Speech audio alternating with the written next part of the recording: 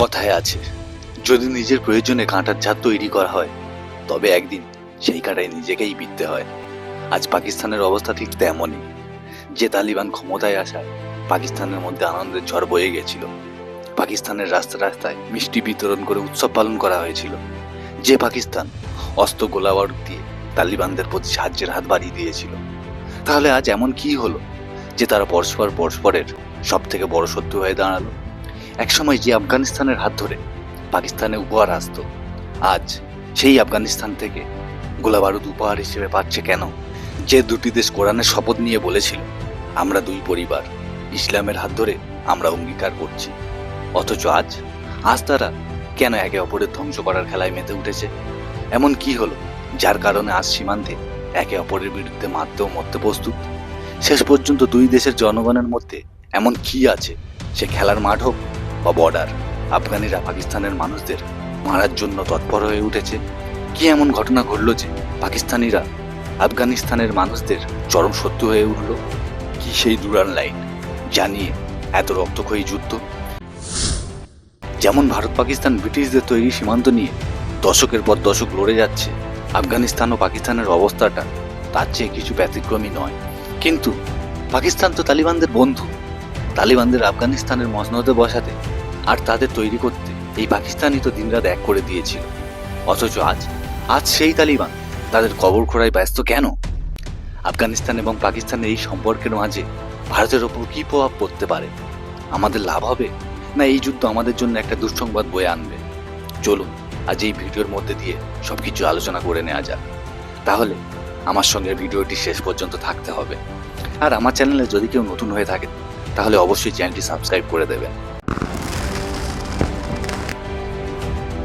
আফগানিস্তান ও পাকিস্তানের এই লড়াইটা আজকের নয়, পাকিস্তান গঠন হওয়া বা তার আগে থেকেই যেটা চাপা আগুনের মতো ছিল, আজ তালিবানদের হাত ধরে সেটা বিস্ফোরিত হয়েছে।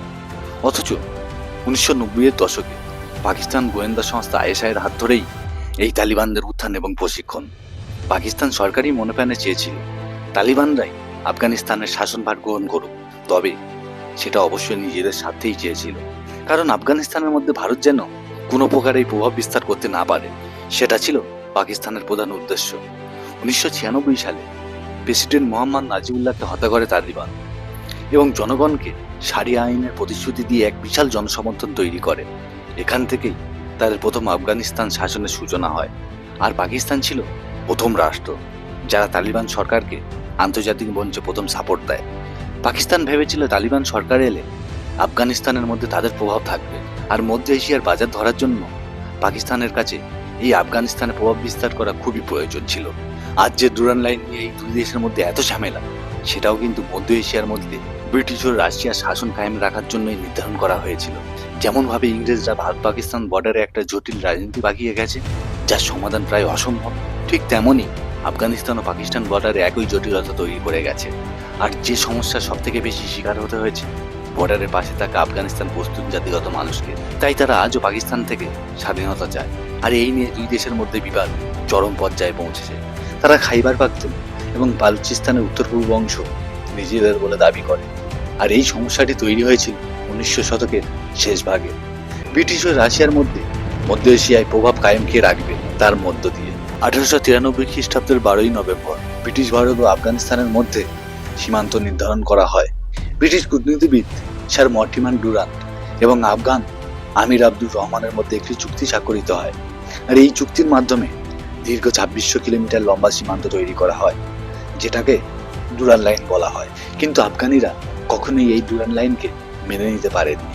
আফগানরা এটাকে ব্রিটিশদের বিভাজন ও শাসন নীতির ফল মনে করত এবং এই চুক্তির মেয়াদ ছিল মাত্র 100 বছর, অর্থাৎ 1993 পর্যন্ত। 1947 সালে পাকিস্তান যখন স্বাধীন হয়, তারা এই ডুরান লাইনকেই সীমানা হিসেবে মেনে নেয়। কিন্তু আফগানিস্তানের বাসিন্দারা তো ওই সীমানাকেই মান্যতাই দিত না। তাই পাকিস্তানের খাইবার পাখতুনখোয়া এবং বালুচিস্তান এখনো নিজেদের বলে দাবি জানায়। প্রধানত এই এলাকার মানুষরাই নিজেদের স্বাধীনতা আদায়ের জন্য লড়াই চালিয়ে যাচ্ছে।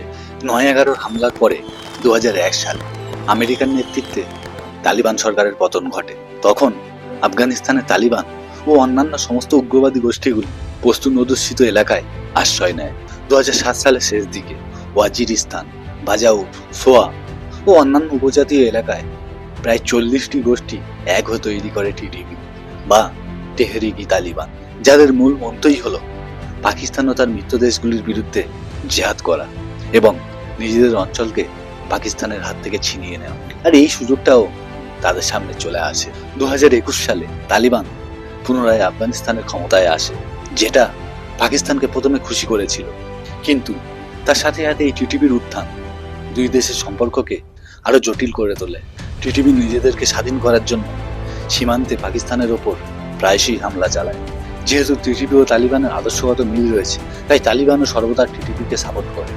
আর এই হচ্ছে দশকের পর দশক চলে আসা পাকিস্তান ও আফগানিস্তানের রাজনৈতিক জটিলতার মূল কারণ, যা বর্তমানে চলে এসেছে এক চরম পর্যায়ে। আফগানিস্তানের বিদেশমন্ত্রীর ভারত সফরে আসা, ভারতের বিদেশমন্ত্রীর সাথে আফগানিস্তানের ডেভেলপমেন্ট নিয়ে আলোচনা করা, ভারতীয় দূতাবাস পুনরায় আফগানিস্তানে খোলা, এক কথায় ভারতের সঙ্গে তালিবানদের বন্ধুত্বপূর্ণ সম্পর্ক, যা পাকিস্তানের পিছনে আগুন লাগিয়ে দিয়েছে। তাহলে এই লড়াইতে ভারতের লাভ হবে না ক্ষতি হবে? পাকিস্তান তো মনেই করে ভারত আফগানিস্তানকে ব্যবহার করে তাদের বিরুদ্ধে প্রক্সি ওয়ার চালাচ্ছে, আর ভারত আফগানিস্তানে $3 বিলিয়ন ইনভেস্টও করেছে। এই আফগানিস্তান ও পাকিস্তান যুদ্ধের প্রভাব প্রত্যক্ষ বা পরোক্ষভাবে ভারতে কতটা পড়বে তা সময়ই বলে দেবে। আফগানিস্তানকে এই সময় ভারত যদি সাহায্য করে, এক প্রকার সেটা পাকিস্তানের বিরুদ্ধে ভারতের যুদ্ধের ন্যায় হবে। আর এই পাকিস্তানকে যদি তালিবান সরকার দমিয়ে দিতে পারে, সেটা ভারতের জন্য একটা বড় লাভ। আর এই আফগানিস্তান ও ভারতের সুসম্পর্কের ফলে ভারত চাবাহার ও ইরান রুট হয়ে মধ্য এশিয়া বাজারে সরাসরি পৌঁছে যেতে পারে। তেল, গ্যাস, অন্যান্য পণ্য ক্রয় বিক্রয়ের ক্ষেত্রে আফগানিস্তান একটি গুরুত্বপূর্ণ মাধ্যম হয়ে উঠবে ভারতের জন্য। এর ফলে পাকিস্তানের উপর চীনের যে প্রভাব আছে সেটা অনেকাংশে কমে যাবে, যার পরোক্ষ লাভ ভারতই পেয়ে থাকবে। আর তার জন্য ভারতের কূটনৈতিক পরিকল্পনা অবশ্যই রয়েছে। তবে সর্বশেষে বলবো, যুদ্ধ নয়, শান্তি চাই।